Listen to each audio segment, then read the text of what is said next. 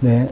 우리 계속하던 마태복음을 다시 한 주 멈추고, 지난달에 이어서 창세기 다시 오늘은 묵상하도록 하겠습니다. 지난달에는 창세기 39장까지 묵상을 하면서 말씀을 살펴봤는데, 그때는 이 요셉이 이렇게 이 누명을 쓰고 감옥에 갇히게 되는 그런 사건까지 우리가 살펴봤습니다. 오늘은 감옥에서의 요셉의 모습을 살펴보면서 우리가 교훈을 얻고자 합니다. 여러분 혹시 교권주의라는 말을 들어보셨습니까? 이 사전에 찾아보니까 이 로마 가톨릭 교회와 가톨릭 교회 성직자들의 이 권력 지상주의와 권력에 대한 존중을 말한다라고 이렇게 나와 있습니다. 꼭 가톨릭뿐만이 아닙니다. 신앙이라는 미명하에 사람들의 그 종교심을 이용해 가지고 교회 지도자들이 자신의 권력이나 또 탐욕 이런 것들을 채워가는 그런 잘못된 관행을 말하고 있죠.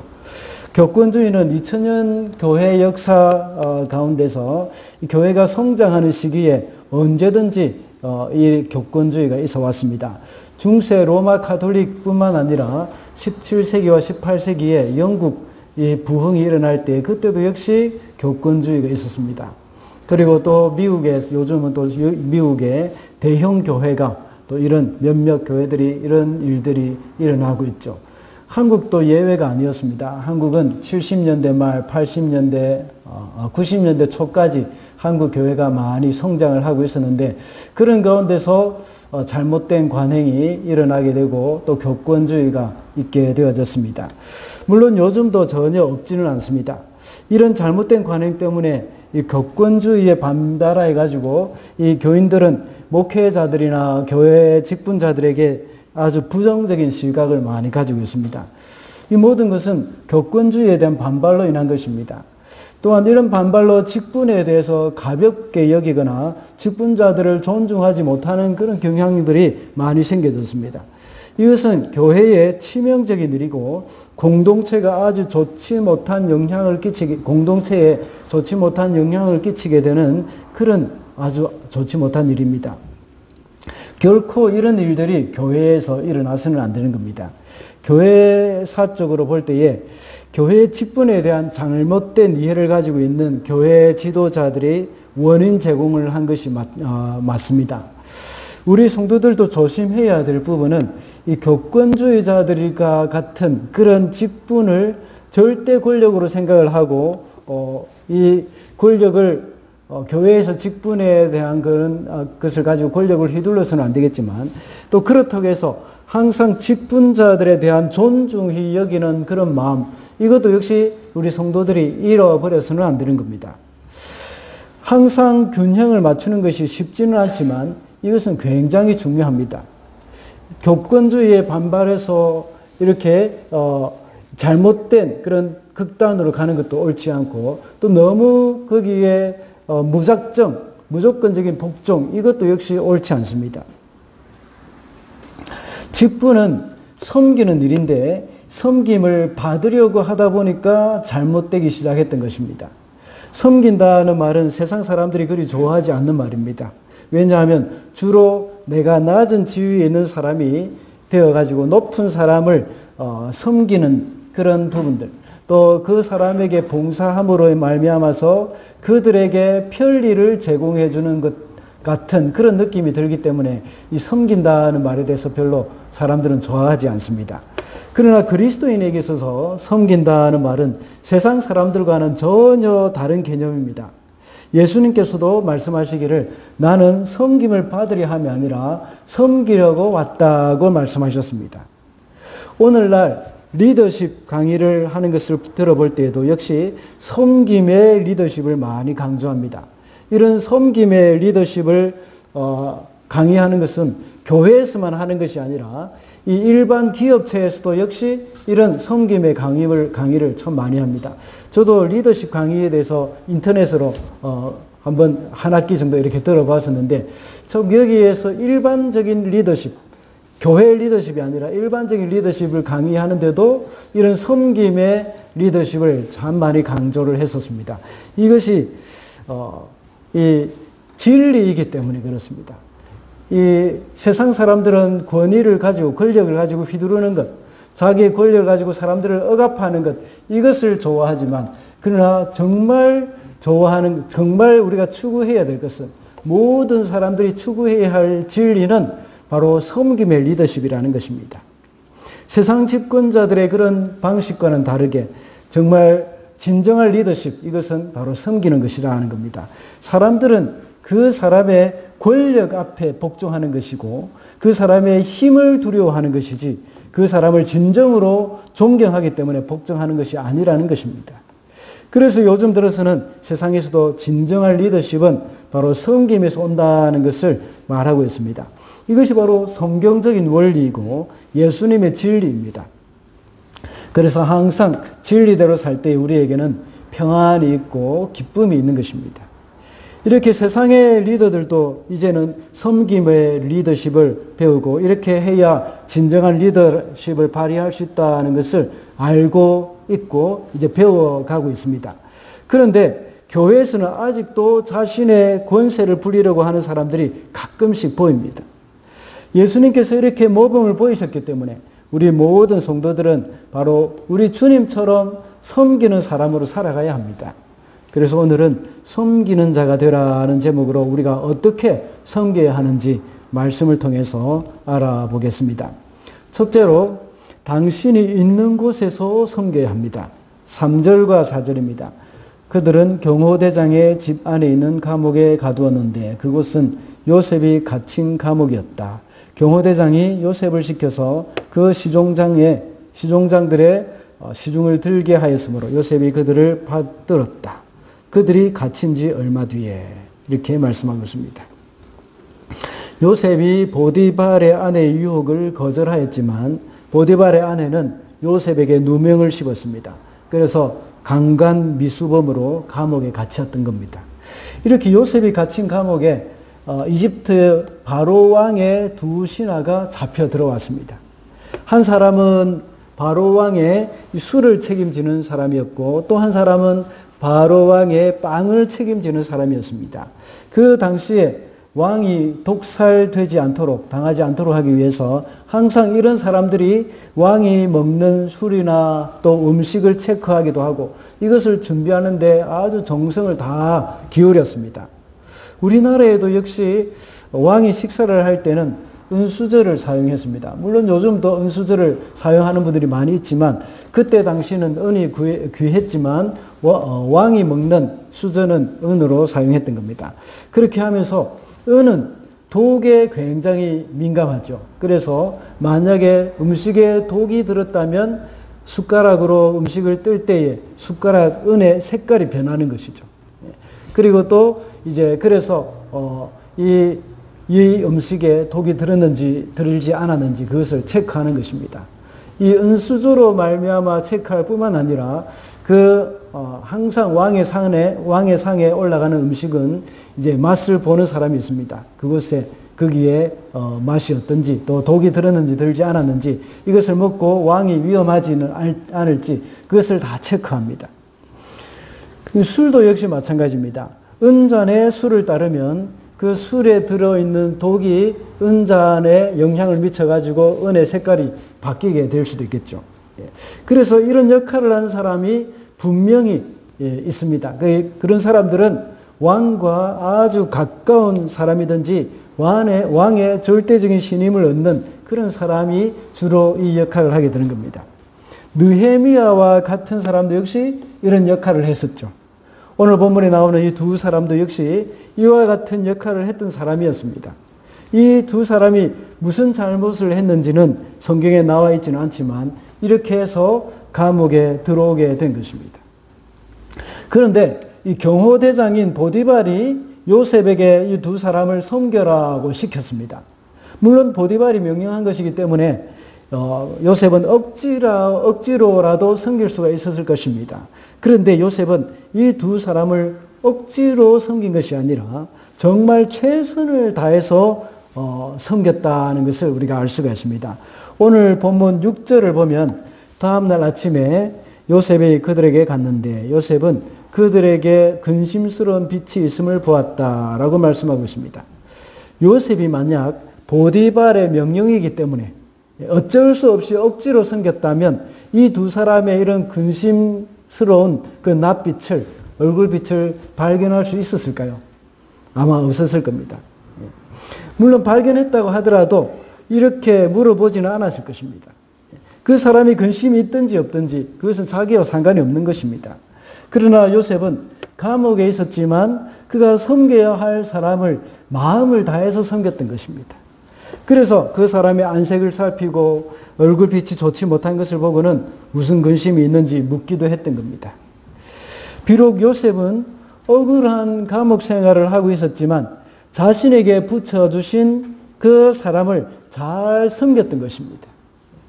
성도들은 자신이 생활하고 있는 그곳, 거기서 그 사람들을 우리에게 우리 주위에 있는 사람들, 우리 곁에 있는 사람들을 잘 섬겨야 합니다. 사람을 섬길 수 있는 장소가 따로 있는 것이 아닙니다. 아무리 좋은 환경이 있고 최첨단 근무 환경이 있다고 하더라도 마음이 없으면 섬길 수가 없습니다. 반대로 아무리 감옥 같은 그 곰팡이 냄새 나는 그런 어둡고 칙칙한 곳에 있다고 하더라도 마음만 있으면 잘 섬길 수 있습니다. 사도행전에 보면 사도 바울의 이야기가 나오죠. 죄수의 신분으로 로마로 후송되어 가는 길이었습니다. 그럴 때에 큰 풍랑이 일어나서 배가 이리저리 떠밀려 다녔습니다. 사람들은 기지맥진해 있었습니다. 배를 가볍게 하기 위해서 최소한의 물건만 다 남겨놓고 바닷물에 다 짐을 던져버리는 그런 상황까지 이르렀습니다. 극심한 폭풍으로 인해서 모든 사람들이 배 안에 있는 모든 사람들이 살 소망이 없었습니다. 그러나 바울은 밤에 하나님으로부터 계시를 받았습니다. 내가 로마도 보아야 하리라 하고 하나님께서 로마에 대한 비전을 주시면서 바울에게 말씀해 주셨습니다. 이 배에 있는 사람을 다 너에게 붙이노라 하고 말씀하셨습니다. 이 말씀에 사도 바울은 힘을 얻어서 함께 배에 타고 있는 사람들에게 격려를 하고 그 사람들을 잘 섬겼습니다. 그리고 배에서 기력을 다 잃어버린 사람들에게 찾아가서 먹을 것을 주면서 용기를 북돋아 주었습니다. 우리는 모두 살게 될 것이라고 바울은 이야기를 했습니다. 하나님이 나에게 다 여러분들을 살려주실 것입니다 하고 말씀하셨습니다. 이야기했습니다. 이런 모습이 바로 바울의 진정한 섬김의 리더십입니다. 비록 그는 죄수의 몸으로 난파 직전에 있는 배 안에 있었습니다. 그 안에는 백부장도 있었고 많은 군사들도 있었습니다. 그렇지만 그때 그 자리에서 진정한 리더는 누구입니까? 바울이지 않습니까? 바울은 비록 죄수의 신분이었지만 그 주위에 있는 사람들을 다 섬기는 사람이었습니다. 우리 그리스도인은 자기가 있는 곳에 바로 하나님의 부르심의 장소라는 것을 기억해야 합니다. 우리의 환경이나 어느 곳에 있든지 좋은 환경이나 나쁜 환경이나 어느 곳에 있든지 하나님이 나를 그 자리에 부르셨다 하고 생각하고 거기에 있는 사람들을 섬겨야 하는 겁니다. 그리스도인은 교회에서만 섬기는 사람들이 아닙니다. 가정에서도 섬겨야 하고 직장에서도 섬겨야 합니다. 저 같은 목사는 또 교회에서만 목사로 사는 것이 아니라 또 마트에 가서도 목사이고 식당에 가서도 역시 목사입니다. 우리 장로님들이나 권사님들도 역시 교회에서만 장로이고 권사님이 아닙니다. 가정에서도 시장에서도 또 비즈니스 현장에서도 역시 장로님이시고 권사님이십니다. 제가 잘 아는 권사님 한 분은 식당에 밥을 사 먹으러 가면서 이 식당 직원들에게 대접하려고 수박을 한 통 사가는 분이 있었습니다. 물론 그 식당과 전혀 상관이 있는 분은 아니었습니다.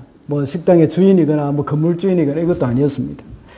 보통 사람 같으면 식당에 가서 자기가 돈을 지불하고 당당하게 음식을 사 먹으면서 식당 직원들의 섬김을 받는다는 생각을 하게 됩니다. 그런데 그 권사님은 그렇지 않았습니다. 더운데 주방에 고생하는 분들, 또 홀에서 서빙하는 직원들, 또 카운터에서 일을 보고 있는 식당 주인, 이분들을 대접한다고 수박을 한 덩어리 사갔던 겁니다. 그래서 주방에 갖다 주면서 같이 나눠 드세요 하고 이렇게 주었던 겁니다. 오늘날 소위 갑질하는 진상 손님들 얼마나 많습니까? 그런데 이런 섬김은 서로를 기쁘게 해주는 겁니다. 이 권사님은 자신이 섬김을 받아야 당연한 일이라고 생각을 하는 그 식당에 가서도 섬겼습니다. 자기가 섬김을 받는 것이 아니라 섬겼습니다. 우리가 있는 곳, 우리가 가는 곳곳마다 우리는 섬기는 사람이 되어야 합니다. 그 섬김으로 영혼을 구원하게 되고 그 섬김으로 하나님이 영화롭게 된다는 사실, 그것을 우리는 잊어서는 안 되겠습니다. 둘째로 당신이 처한 형편에서 섬겨야 합니다. 7절을 보면 그래서 요셉은 자기 주인의 집에 자기와 함께 갇혀있는 바로의 두 시종장에게 물었다. 오늘은 안색이 좋아 보이지 않습니다. 왜 그렇습니까? 이 방금 읽은 말씀에서 자기와 함께 갇혀있는 이라고 기록하고 있습니다. 요셉도 함께 갇혀 있었다는 것입니다. 앞서 말씀드린 바와 같이 요셉은 강간미수범이라는 누명을 쓰고 감옥에 갇혀 있었던 것입니다.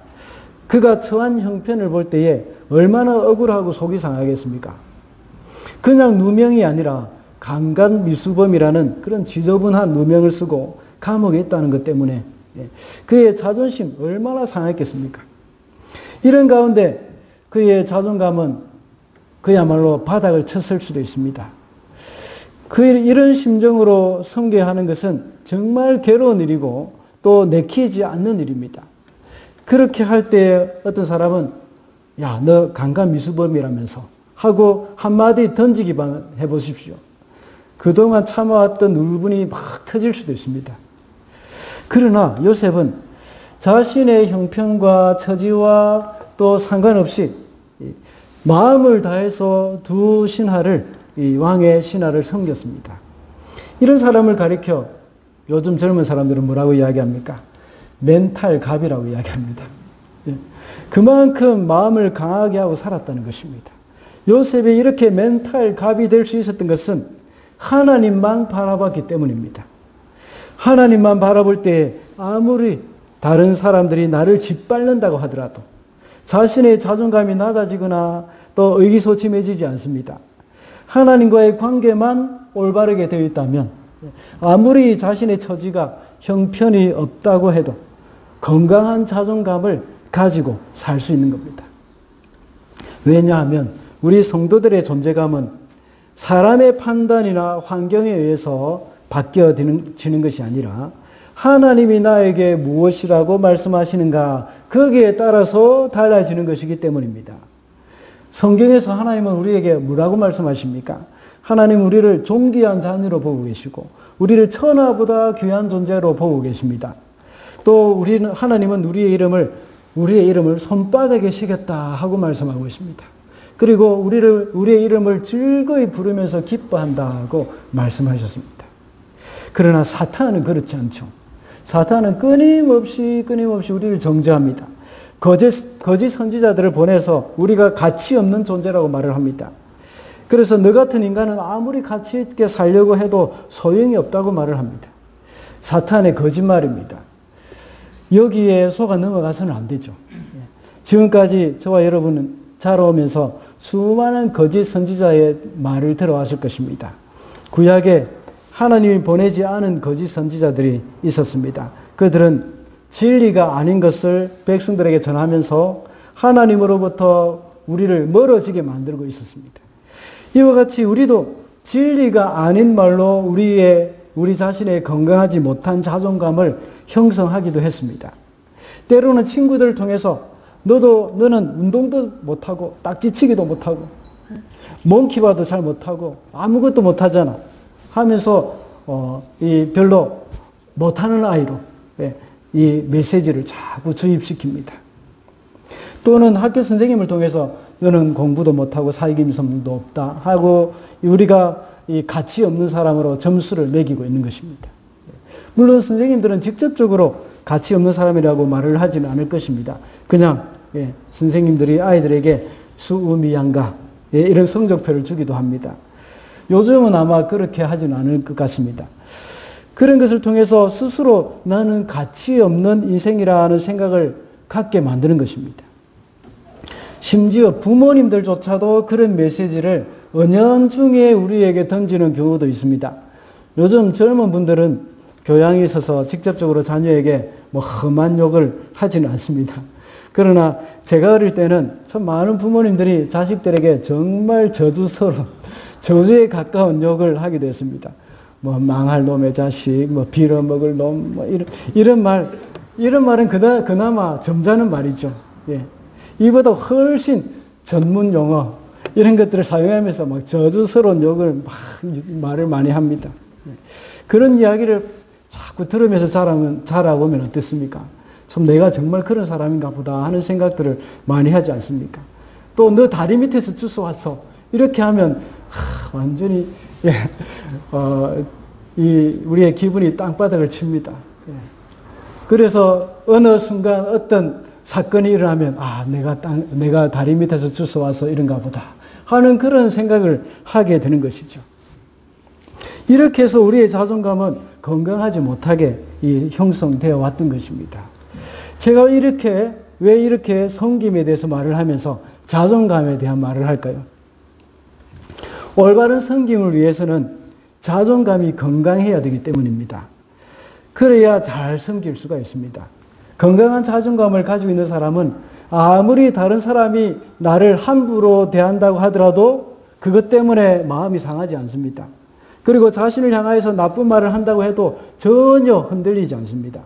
가정에서 아내가 바가지를 긁어도 끄떡도 하지 않습니다. 아무리 다른 사람이 자신을 함부로 대한다고 하더라도 나는 존귀한 하나님의 자녀라는 그런 생각을 가지고 있습니다.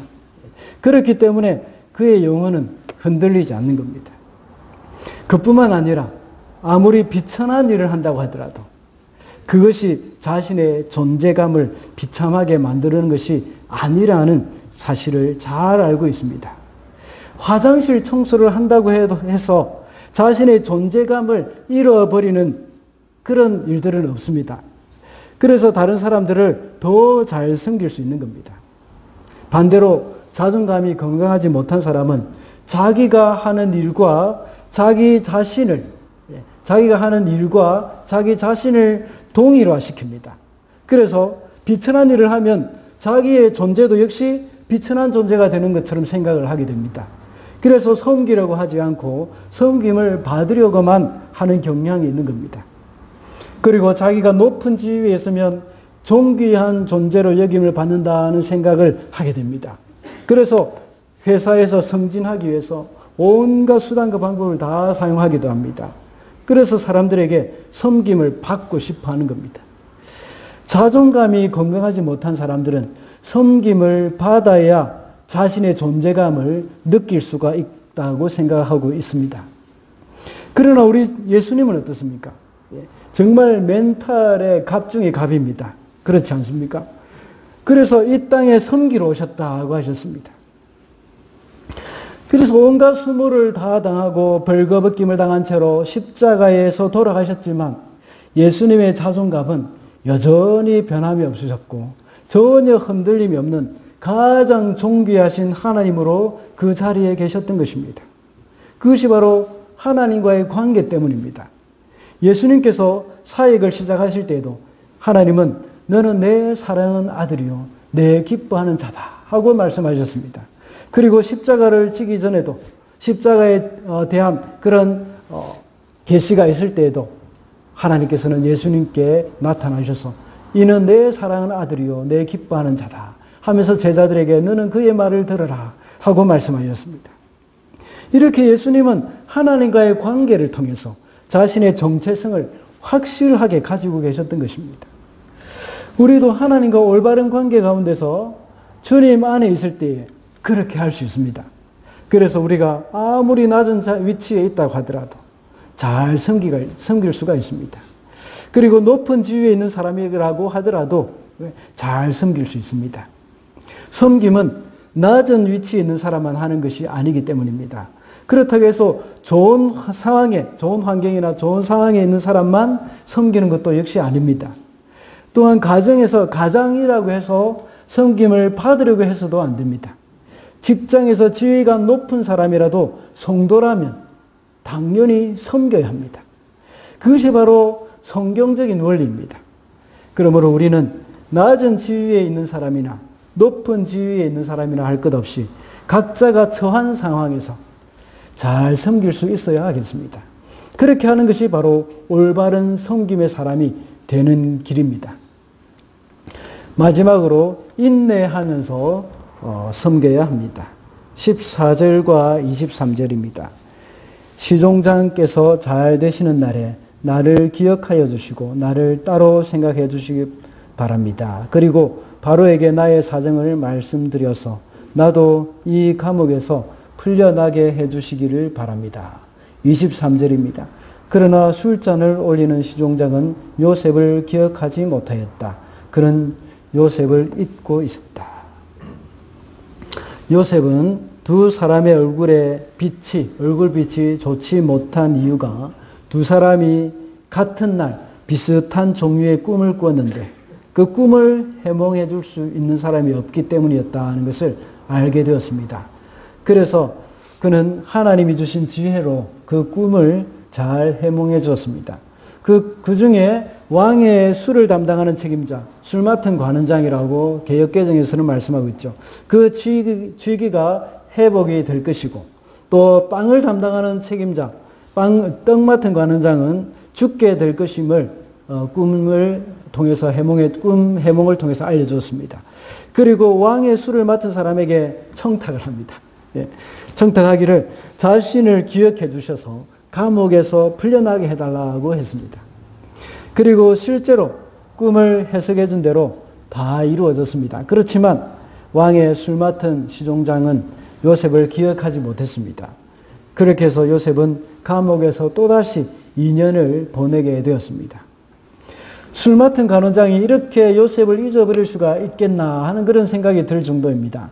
그의 동료인 떡 맡은 간원장, 이 사람이 죽음, 이것은 그에게 충격적인 일일 것입니다. 그리고 자신의 신분이 회복되는 일도 역시 보통 일이 아닌데 이 사실을 다 알아맞힌 요셉을 잊어버린다 하는 그것은 기적 중의 기적이라고 볼 수 있습니다. 왜 이런 일이 생겼을까요? 모든 것이 하나님의 때가 있기 때문입니다. 하나님이 잊어버리게 하셨던 겁니다. 만약 그 즉시로 요셉이 감옥에서 나오게 되었다면 어떻게 되겠습니까? 보디발의 종으로는 가지 않았을 것입니다. 왜냐하면 스캔들이 있었기 때문입니다. 예. 이 최소한 자유의 몸이 되어서 가나안 땅, 아버지의 집으로 돌아갔을 것입니다. 그러나 하나님은 술 맡은 관원장의 이 요셉을 기억하지 못하게 하는 그러한 이 일을 만드셔서 이제 요셉이 아직까지 그곳에서 나오지 않도록 역사하신 것입니다. 그리고 요셉을 총리로서의 소양을 갖추기 위해서 감옥 안에서 하나님은 잘 보호하고 계셨던 것입니다.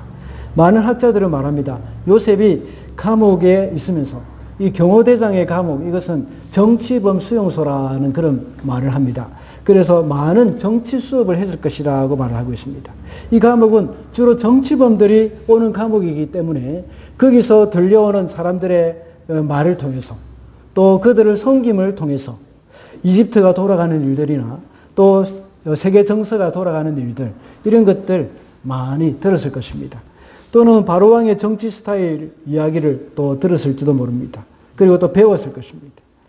정치범들 중에서는 또 대부분은 바로왕을 싫어하는 사람들이 참 많았을 것입니다. 그래서 바로왕이 잘 못하는 것이 어떤 것인지, 이 바로왕의 비리, 이런 것들도 아마 들었을 수도 있을 것입니다. 약점이 무엇인지도 알 것입니다. 또는 반대로 잘하는 일들도 아마 요셉이 많이 들었을 것입니다. 요셉은 감옥에 있는 동안 총리로서의 소양을 이렇게 잘 갖추고 있었던 것입니다. 이렇게 술 맡은 관원장이 요셉을 잊어버리고 요셉은 여전히 감옥 생활을 하고 있었지만 요셉은 계속해서 하나님만 바라보며 살았습니다. 보통 사람들 같으면 어떻게 나를 잊을 수가 있는가 하면서 실망하고 분노할 수도 있었을 것입니다. 사람은 이 자신이 섬기고 베푼 그 호의에 대한 대가가 돌아오지 않을 때에 분노하는 경우가 많습니다. 다시는 그 사람에게 친절을 베풀 필요가 없다 하고 생각할 수도 있습니다.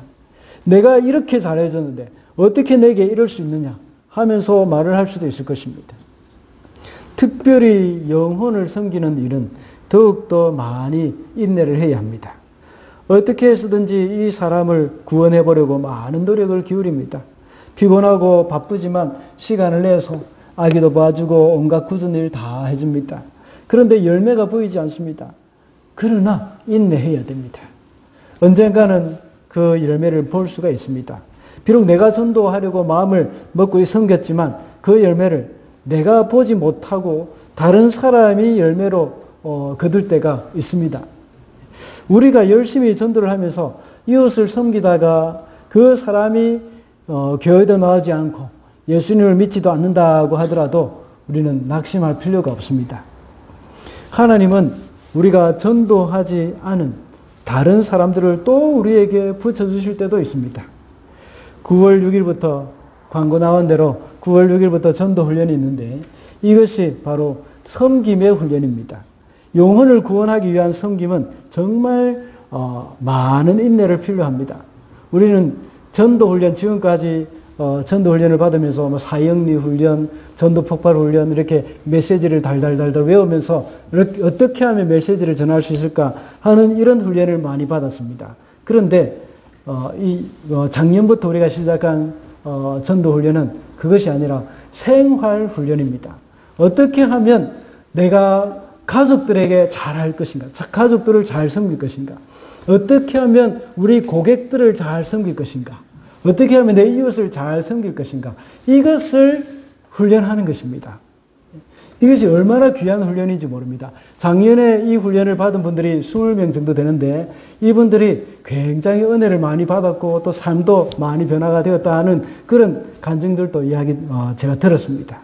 여러분들 많이 이렇게 지원해 보시기 바랍니다. 아마 여러분의 삶의 열매가 맺힐 것입니다. 여러분의 삶의 변화가 일어날 것입니다. 전도에 초점을 두고 사람들을 섬길 때에, 전도에 초점을 두고 또 우리 가족들을 섬길 때에 우리의 삶은 새롭게 되어지고 우리의 삶은 변화가 일어나게 되어지는 겁니다. 믿지 않는 남편을 향한 인내, 믿지 않는 친구를 위한 인내, 이런 것이 우리에게 필요합니다. 그들은 우리의 섬김이나 인내를 몰라줄 수도 있고 잊어버릴 수도 있습니다. 그러나 사람은 잊어버릴 수도 있지만 하나님은 기억하십니다. 오늘 본문에서도 역시 술 맡은 간원장은 잊었지만 하나님은 기억하고 계셨다가 가장 적당한 때에 떠오르게 만드셨습니다. 그 기억을 떠오르게 만들어 주셨습니다. 이것이 바로 하나님의 때입니다. 하나님의 때는 우리가 생각할 때 너무 느린 것 같이 생각이 듭니다. 그러나 모든 세상 만물을 주관하신 하나님은 우리에게 가장 좋은 때가 언제인지 잘 알고 계십니다. 그러므로 우리는 인내하며 섬겨야 합니다. 우리가 섬기는 만큼 대가가 따라오지 않는다고 생각이 들 때가 있을 것입니다. 더 나아가서 사람들은 우리가 베푼 호의를 배신한다고 생각이 들 때도 있을 것입니다. 그럼에도 불구하고 우리는 인내하면서 하나님만 바라봐야 합니다. 말씀을 맺겠습니다. 오늘은 섬기는 자가 되라는 제목으로 말씀을 살펴봤습니다. 우리가 있는 곳에서 섬겨야 합니다. 비록 감옥과 같은 곳에 우리가 있다고 할지라도 그 자리에서 섬겨야 합니다. 또는 높은 자리에서 마땅히 섬김을 받을 수 있는 자리에 있다고 하더라도 우리는 자원해서 섬겨야 합니다. 그리고 우리가 처한 환경에서 섬겨야 합니다. 우리는 비천한 일을 한다고 해서 우리의 존재 자체가 비천한 것이 아닙니다. 우리는 하나님과의 관계만 확실하게 되어 있을 때에 흔들림 없는 존재감을 가질 수가 있습니다. 흔들림 없는 자존감을 가질 수가 있습니다. 우리가 높은 지위에 올라가야만 섬길 수 있는 것도 아니고 또 낮은 지위에서만 섬길 수 있는 것이 아닙니다. 항상 우리가 처한 환경에서 우리는 이웃을 그리고 형제를 섬길 수 있어야 한다는 겁니다. 또한 인내하면서 섬겨야 한다고 했습니다. 우리의 섬김을 아무도 몰라줄 수도 있고 사람들은 우리의 섬김을 잊어버릴 수도 있습니다. 그러나 우리는 인내하면서 섬겨야 합니다. 왜냐하면 하나님은 기억하시기 때문입니다. 우리 주님은 이 땅에 섬기는 자로 오셨다고 했습니다. 우리도 주님과 같이 섬기는 자로 세상에 나아가야 합니다. 그래서 많은 영혼들을 섬김으로 그들을 주님께로 인도하게 되는 저와 여러분이 되시기를 바랍니다. 기도하겠습니다.